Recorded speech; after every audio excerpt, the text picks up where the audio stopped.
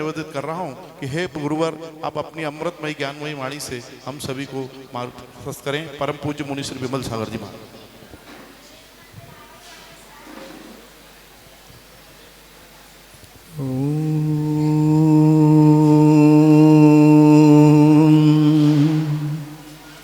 नमः सिद्धेभ्यः। ॐ नमः सिद्धेभ्यः। ॐ नमः सिद्धेभ्यः। निर्मल जल सामान्य है जिनका, चंदन से है देव वचन। अक्षत सम अक्षत है श्रद्धा, सुमनो सा सुंदर है तन। नैवेद्य चरित्र जान है दीपक, वसु विधि करते धूप दहन। ध्यान सुफल है अर्घ्य समाधि, मुनिवर तुमको नित्य नमन। अनर्घ्य पद को पाने गुरुवर, मेरा अर्घ्य समर्पित है। एक जीवन क्या सौ सौ जीवन, गुरुवर तुम्हें समर्पित है। ऋषिवर तुम्हें समर्पित है। देवादिदेव 1008 कैवल्य कमलापति श्री आदिनाथ भगवान की। देवादिदेव 1008 वर्तमान शासनक महावीर भगवान की। परम पूज्य स्वाट आचार्य प्रवर गुरुवर श्री विद्यासागर जी महाराज की।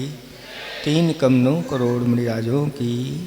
बोले परम पूज्य मुनि श्री विमल सागर जी महाराज की, समस्त मुनि संघ की। धर्म स्नेही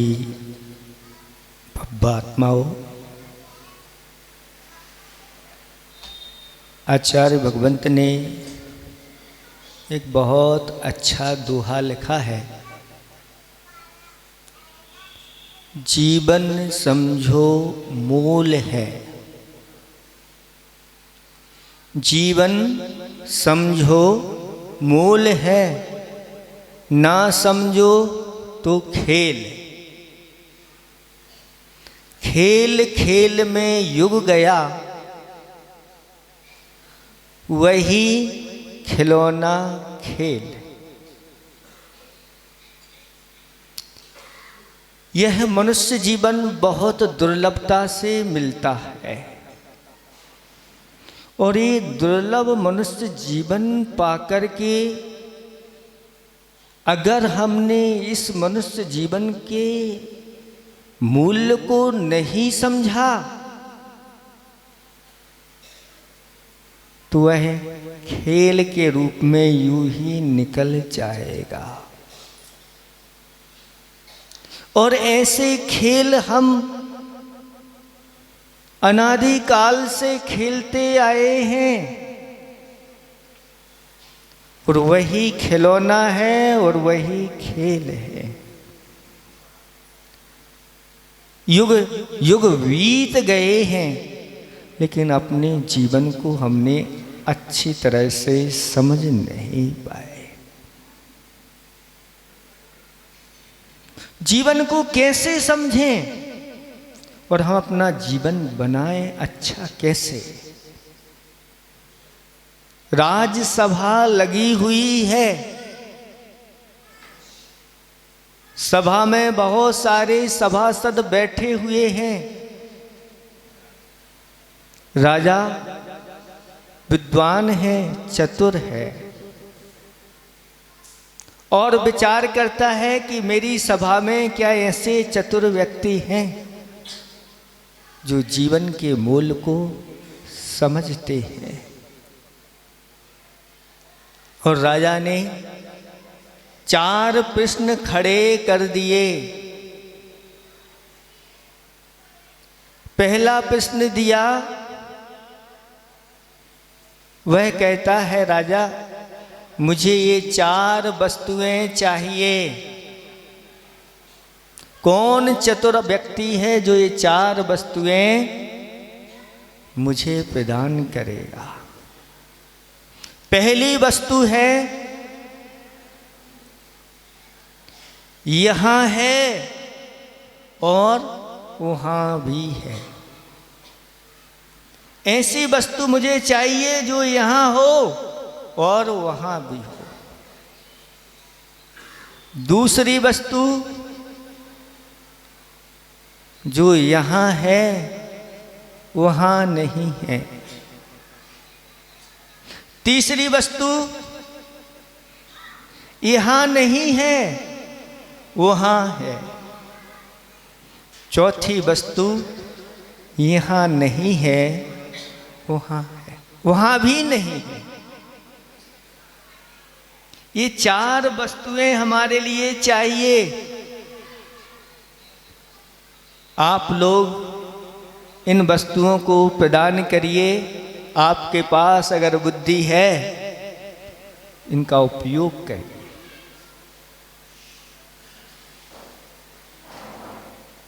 सब चुप हैं, कोई इनका उत्तर दे नहीं पा रहा है। जब सब शांत हैं तो राजा का थोड़ा सा पारा गर्म हो गया और राजा कहता है कि मेरी सभा में ऐसा भी एक चतुर व्यक्ति नहीं है जो मेरे प्रश्नों का उत्तर दे सके। तब एक सेठ जी खड़े हो गए और कहते हैं कि राजन मुझे 6 महीने का समय दीजिए, मैं ये 4 वस्तुएं आपको आपके सामने पेश कर दूंगा। चलो, राजा ने कहा कोई तो एक खड़ा हुआ है और कहा 6 महीने के अंदर ये 4 वस्तुएं हमारे लिए चाहिए और नहीं दे पाए तो तुम्हारा सारा धन राजकोष में जमा हो जाएगा और तुम्हारे लिए मृत्यु दंड दिया जाएगा। बस इतना कहा नहीं कि अब सेठ के सामने मृत्यु, और सेठ जी ने खोज करना प्रारंभ कर दिया। कहाँ खोजा? शास्त्रों में कोई एक कथा तो मिल जाए इस प्रकार की जिसके माध्यम से हमारा समाधान हो जाए। खोजता रहा लेकिन ये 4 वस्तुएं कहीं व्यवस्थित मिल नहीं पाई और दिन बीतते चले गए। स्थिति ऐसी हुई कि चिंता में राजा को अच्छी तरह से नींद नहीं आती और भोजन भी अच्छी तरह से नहीं हो पा रहा है। ये 3 चीजें हैं। इन 3 चीजों में कोई एक चीज अगर आती है तो 2 चली जाती है। कौन सी 3 चीजें हैं? निद्रा, चिंता और क्षुधा। जिस समय आपको भूख लगती है, भोजन अच्छा अच्छा रखा हुआ है, उस समय आपको नींद आती है, कोई चिंता सताती है, मतलब 2 चली जाती है। और जिस समय आपको नींद आ रही है, सो रहे हैं अच्छी तरह से, उस समय भूख सताती है क्या? चिंता सताती है क्या? तो दोनों चली जाती। और जब कोई चिंता चित्त में बैठ जाती है तो क्या होता है?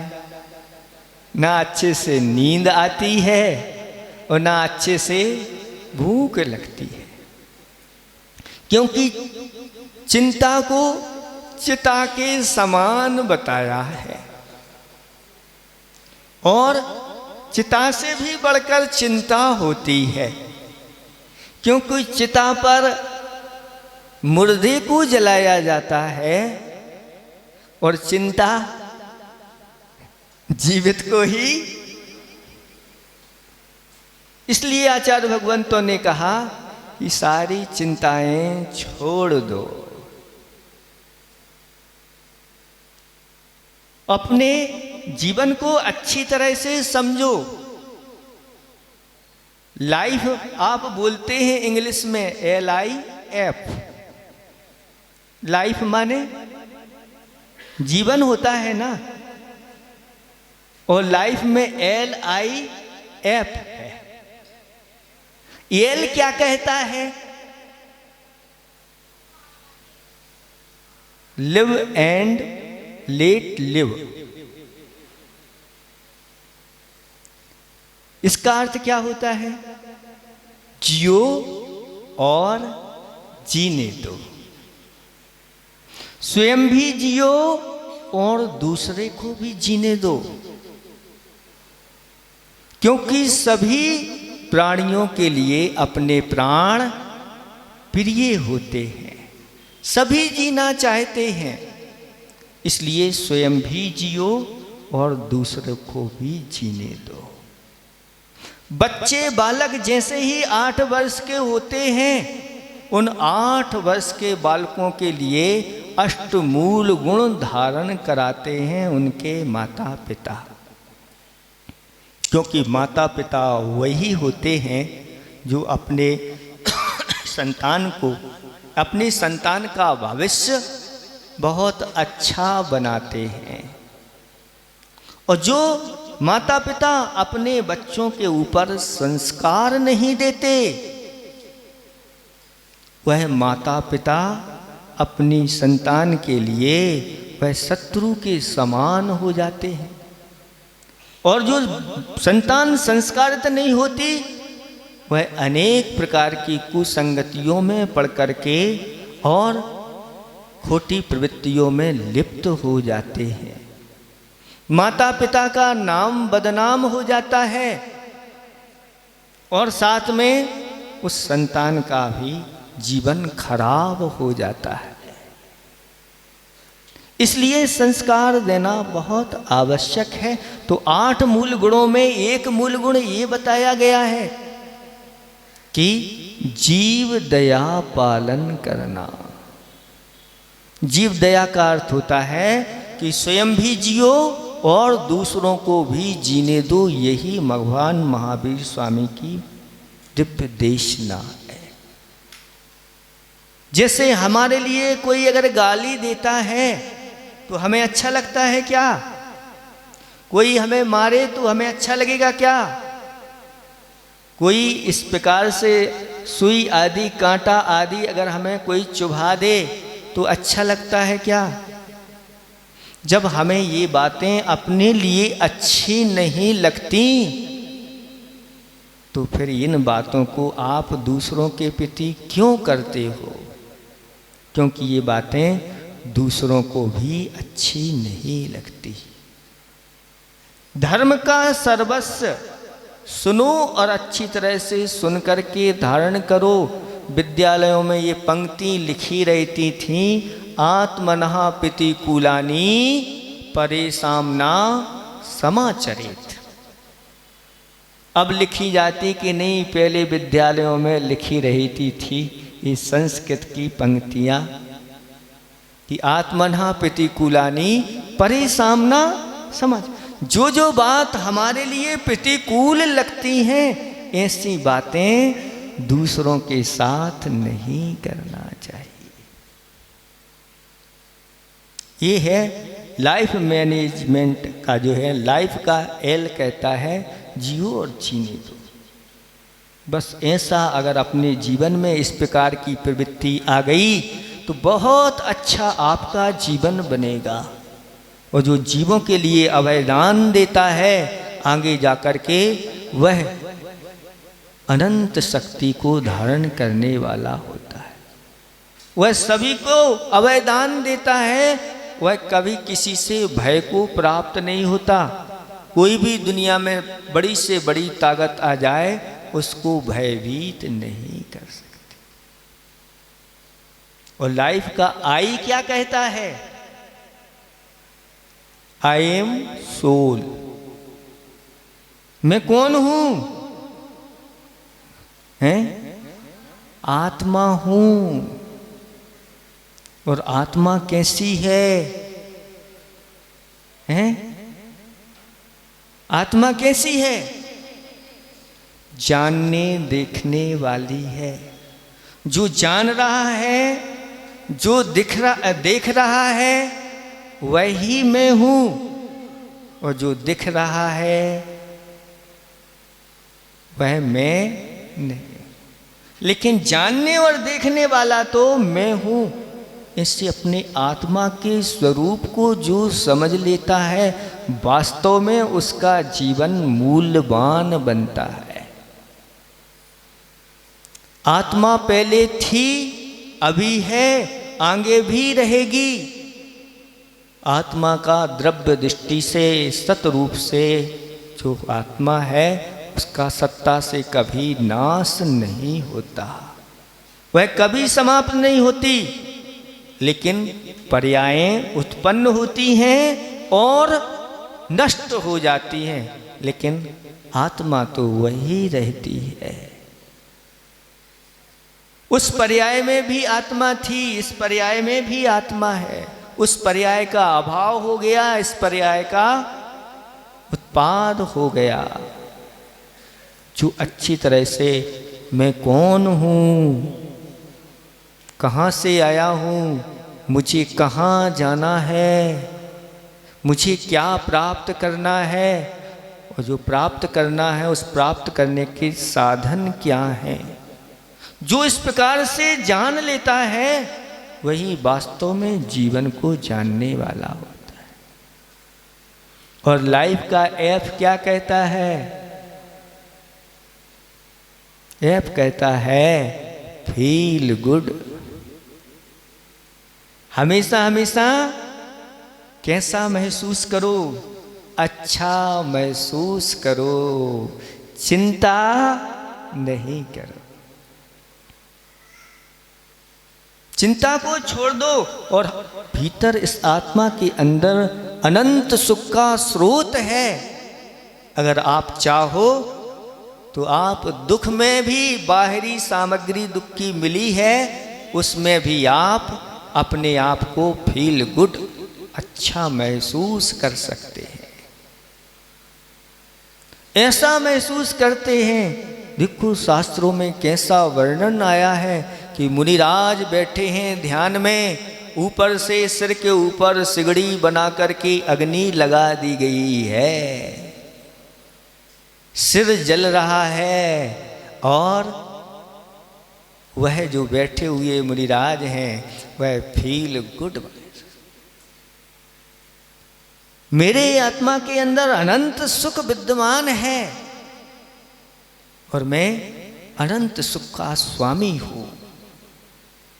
और ऐसे सुख में वह लीन हो जाते हैं, बाहरी दुख उनको समझ में नहीं आता कि क्या हो रहा है। इधर ऊपर से सिगड़ी जल रही है और भीतर से फील गुड महसूस करते हुए वह शुक्ल ध्यान में लीन हो गए। ना किसी से राग हो रहा है, ना किसी से द्वेष हो रहा है। और ऐसी स्थिति में वह केवल ज्ञान प्राप्त कर लेते हैं, अनंत चतुष्टय के स्वामी बन जाते हैं। ये सब अपने ही ऊपर है। आप चाहें तो इस प्रकार से अपना जीवन बना सकते हैं। जब चिंता में सीठ जी डूब गए तो फिर अब पत्नी को भी बहुत दिनों से देखते देखते पूछ लिया कि बताओ, आखिर आप अच्छी तरह से ना निद्रा लेते हो, ना भोजन करते हो, क्या हो गया है? कुछ मुझे भी तो बताओ, मैं भी आपका कुछ सहयोग कर सकूं। सेठ जी कहते हैं ये क्या सहयोग करेगी? फिर भी बताओ तो क्या बात है। आखिर बता ही दिया कि राजा को मैं वचन दे करके आया हूँ और राजा ने ये 4 वस्तुएं मांगी हैं और 6 महीने का समय दिया है, मात्र अब 4 दिन बचे हैं। वह कहती है कि पहले क्यों नहीं बताया? ये तो 4 वस्तुएं हमारे पास रखी हुई हैं पहले से। सेठ जी कहते हैं अब चिंता थी सेठ जी की, प्रसन्न हो गए। सेठ जी क्या कहती हो, तुम्हारे पास ये 4 वस्तुएं रखी हैं? ओ, अभी तक मैं अज्ञान में डूबा था। अगर आपसे पूछ लेता, मैं तो समझ रहा था कि मैं ही ज्ञानी हूँ, मैं ढूंढ निकालूंगा कि मेरी पत्नी क्या जानती है। जिसकी पत्नियां विदुषी होती हैं, शास्त्र की ज्ञाता होती हैं, वो सब यूं ही चुटकियों में प्रश्नों को हल कर देती हैं। और उसकी चिंता दूर हो गई, भूख भी जोर से लगाई और अच्छे से भोजन हुआ। उसने कह दिया जाओ राजा से कह देना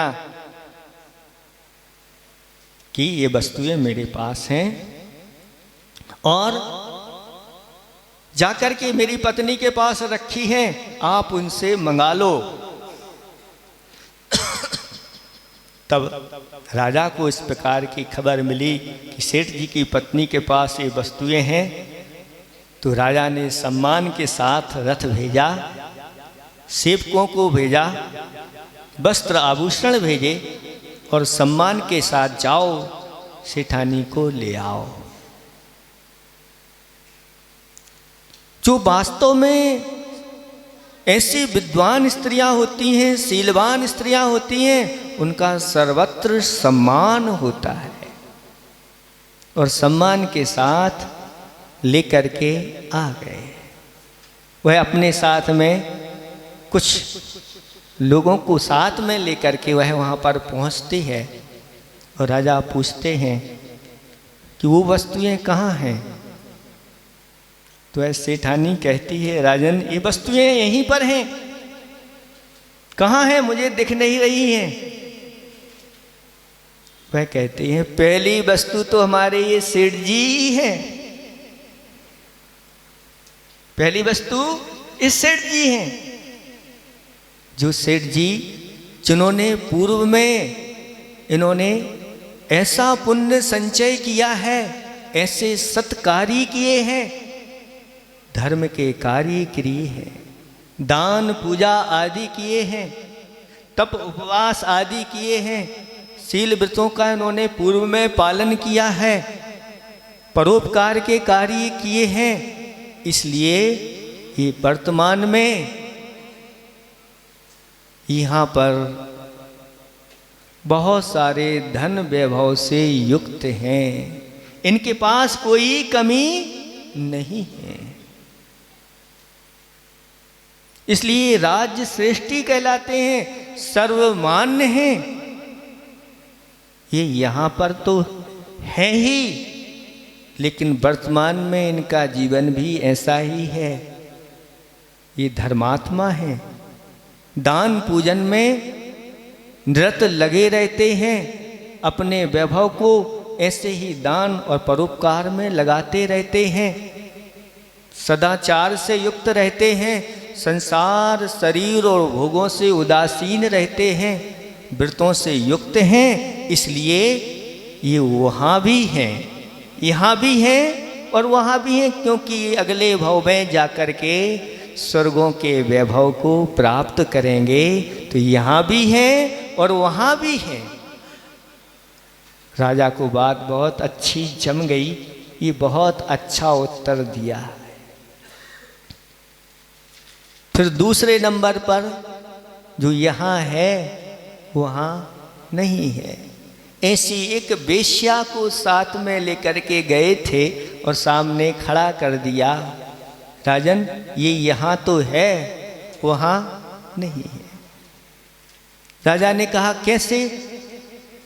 ये है, इसके पास अपार संपदा है, हो सकता है इतनी संपदा हो कि आपकी संपदा भी कम पड़ जाए, ऐसी संपदा इसके पास है, लेकिन यह पापकारी में निरत रहती है, इसलिए निरंतर ये पाप का संचय कर रही है। अभी इसके पास बहुत सारी भोग की सामग्री है, खाओ पियो मौज करो, ये सब चल रहा है, लेकिन अगला भाव नरकों में निकलने वाला है। जब तक तेरे पुण्य का बीता नहीं करार, तब तक तुझको माफ है, चाहे औगन करे हजार। जब तक पूर्व का पुण्य है, आपको ये सब मिल रहा है, और पुण्य के उदय में आप अगर गाफिल हो गए और धर्म कार्य नहीं किया और पापों में लिप्त हो गए, तो देर नहीं लगेगी, अगला भाव नरकों में जाने में देर नहीं लगती। यहाँ तो है लेकिन वहां नहीं है। तीसरी वस्तु यहां नहीं है, वहां है। एक गरीब व्यक्ति को सामने रख दिया, इनके पास कुछ नहीं है, क्योंकि उन्होंने पूर्व में कुछ ऐसा पुण्य का संचय नहीं किया। वर्तमान में दरिद्र हैं, लेकिन दरिद्र होते ही ये बहुत अच्छे कार्य कर रहे हैं। इन्होंने गरीब होते हुए भी ये व्रती हैं, व्रतों को अंगीकार कर लिया है। ब्रह्मचर्य व्रत को इन्होंने धारण कर लिया है, और हमेशा धर्म ध्यान में अपना समय भगवान के भजन करने में इनका समय बीतता है। ये यहाँ पर कुछ नहीं है, लेकिन वहाँ पर अगला भाव इनका स्वर्ग में देवों में निकलेगा, वहाँ इनको सब कुछ मिलेगा।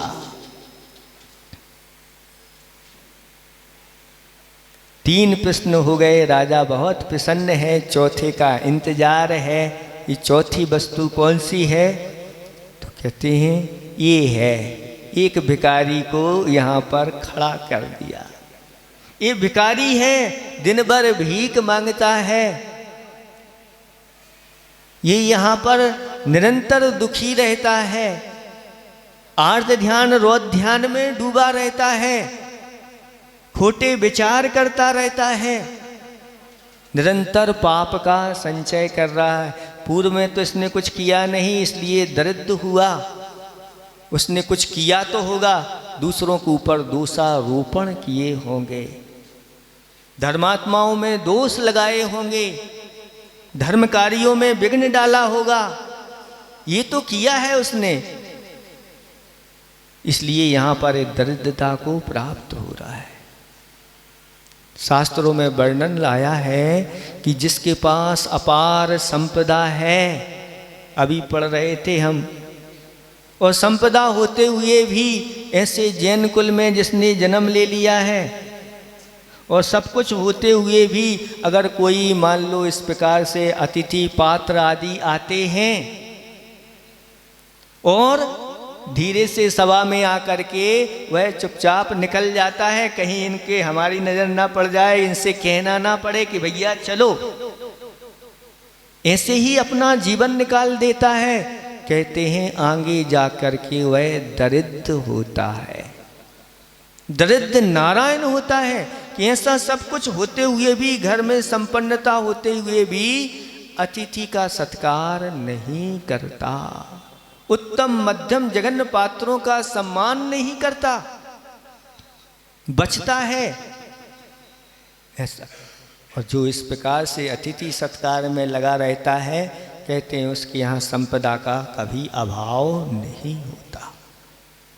ऐसी महिमा शास्त्रों में कही गई है, जो इसको समझ लेते। तो यहाँ पर भी ये दरिद्र है और अगल आर्त ध्यान रोध ध्यान में डूबा रहता है, कुछ भी नहीं धर्म के कार्य करता, तो यह अगले भाव में भी त्रिंच आदि पर्यायों को प्राप्त करके वहाँ भी आर्त ध्यान रोध ध्यान में डूबा रहेगा। ये चार वस्तुएं हैं जो आपने पूछी थी ये है। राजा बहुत प्रसन्न हो जाता है और सेठानी का और अच्छे अच्छे वस्त्र आभूषणों से उनका सम्मान करता है और कहता है हमारे नगर में ऐसे विदुषी चतुर ऐसी महिलाएं हैं, इसलिए हमारा राज्य बहुत उन्नति को प्राप्त होगा। ये चार चीज़ें क्या हैं? तो आगम में आचार्य भगवंतों ने कहा कि चार प्रकार के पुण्य के बारे में चर्चा होती है, पाप के बारे में चर्चा होती है। एक तो होता है पुण्यानुबंधी पुण्य होता है, और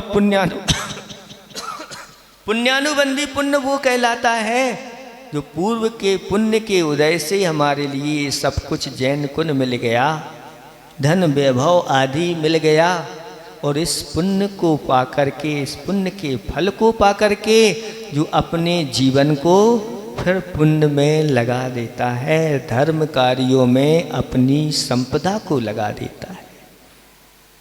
जैसे भी हो ये मेरा धन ऐसी जगह लग जाए जिसके माध्यम से हमारा ये धन सार्थक हो जाए।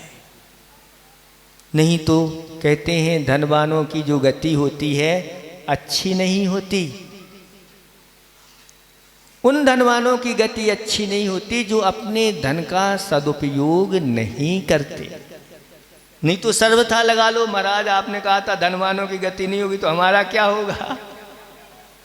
लेकिन उन धनवानों की गति अच्छी नहीं होती जो धन पाकर के उसका सदुपयोग नहीं करते, दुरुपयोग करते हैं, विषय कषायों में उस धन को खर्च कर देते हैं। लेकिन जो धन को सप्त क्षेत्रों में खर्च करता है उसका धन ऐसा बढ़ता है जैसे आप अच्छी भूमि में और समय पर उस फसल को बो देते हैं और खाद पानी के साथ वह लहलहा करके उठती है, ऐसे ही वह हमारा धन रूपी फसल लहलहा के ऐसी आती है कि समेटो तो समेट नहीं पाते। कहाँ तक समेटेंगे? इतना है समय ही नहीं है। कैसे लोग होते हैं जिनके खजानों में ऐसा माल होता है वो भर भर के जिसको जितना ले जाना है ले जाओ ले जाओ ले जाओ। क्या कभी अभी ऐसा हो सकता है वर्तमान में? कोई सेठ के ले जाओ जितना ले जाना है ले जाओ। लेकिन ऐसा वैभव मिलता है। क्या है ये 9 निधियां? क्या है? एक एक निधि से आपको जो चाहिए हो जितना ले जाओ।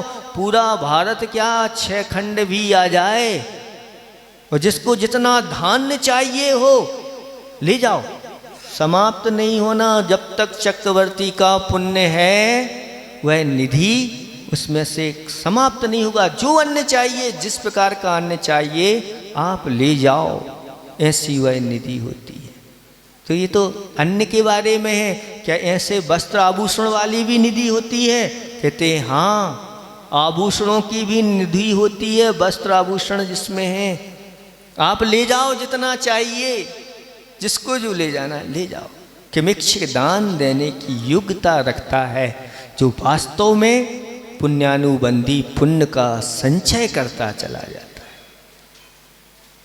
वह अपने उस धन वैभव को ऐसे ही स्थान में लगा देता है। मौका पा करके कहाँ आवश्यकता है, लो ये रखा है, कितना चाहिए, कहना नहीं पड़ता। जो इस प्रकार के शास्त्रों का ज्ञान रखता है। आप लोगों ने सुना होगा दिल्ली में एक लाल मंदिर है। वो लाल मंदिर एक ही सेठ ने बनाया था, अपना वैभव लगा करके उस समय।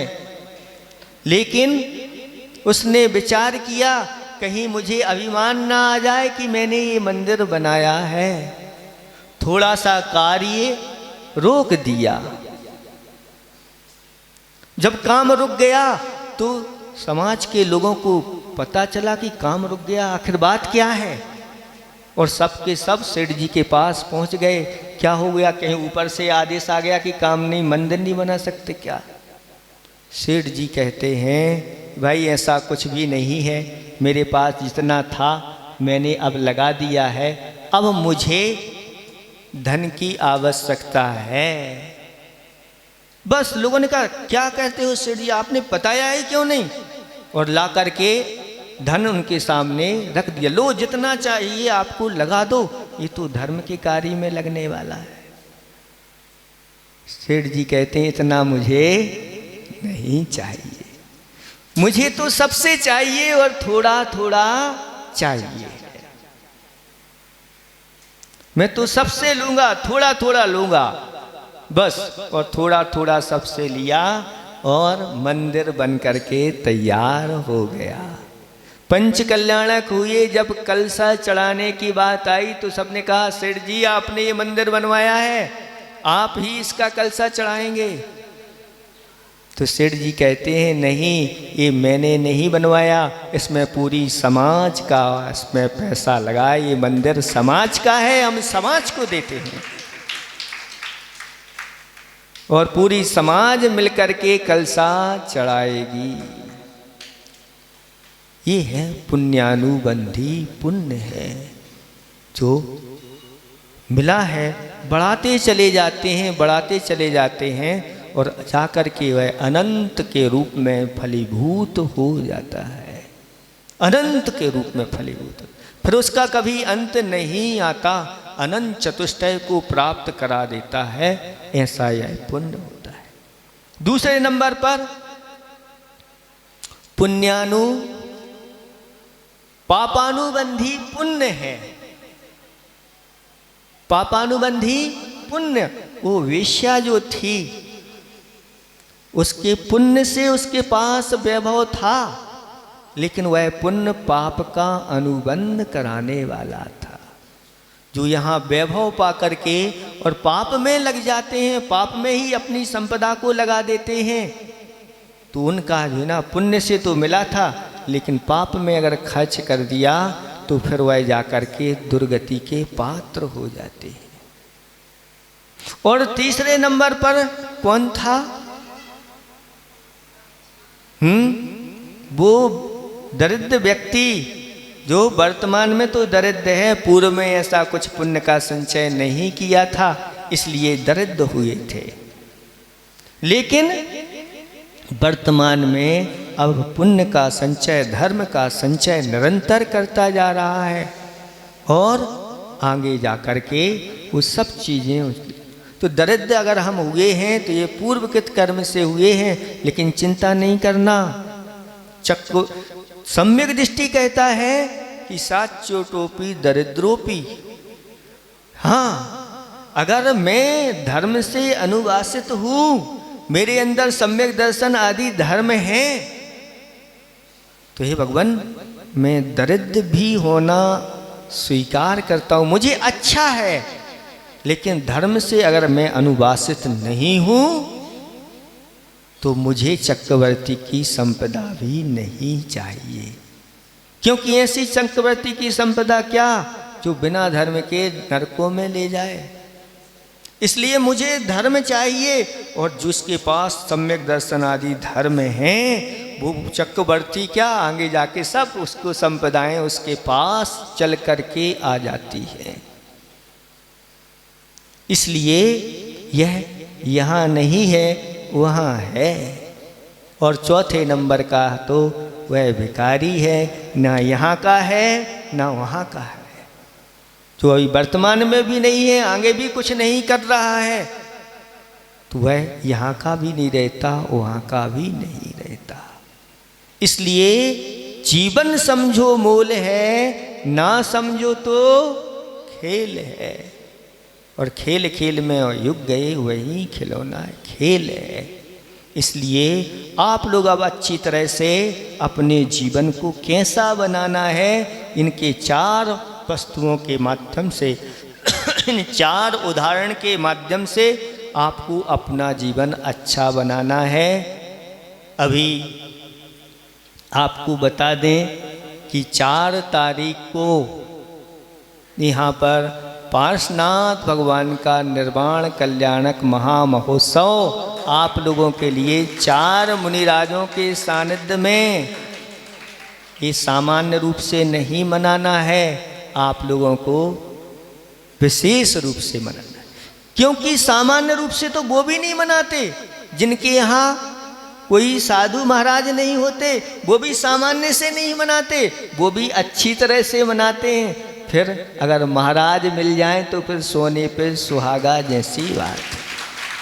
तो आप लोगों को जानकारी हम इसलिए देना चाह रहे हैं कि उस दिन सारे नियमों का सभी को पालन करना है, अपनी मनमानी नहीं करना है, जिन वाणी के अनुसार आप लोगों को चलना है। और उस दिन जो भी कार्यक्रम होंगे एक सूत्र में बंध करके होंगे, एक समय में होंगे, अलग अलग कोई भी नहीं करेगा, चाहे वह ब्रह्मचारी हो चाहे कर्मचारी हो, कोई भी हो, सभी एक समय में जितनी वेदियां हैं उन सभी वेदियों पर पारसनाथ भगवान होंगे। सुन रहे हैं आप लोग? ये नहीं कहना कि नहीं हमारी वेदी पे तो हमारे भगवान है, हम तो उनको ही बैठाएंगे। ये अहंकार मत करना, क्योंकि अहंकार अपने लिए पुण्य बंध के लिए कारण नहीं होता और पुण्य घटा देता है।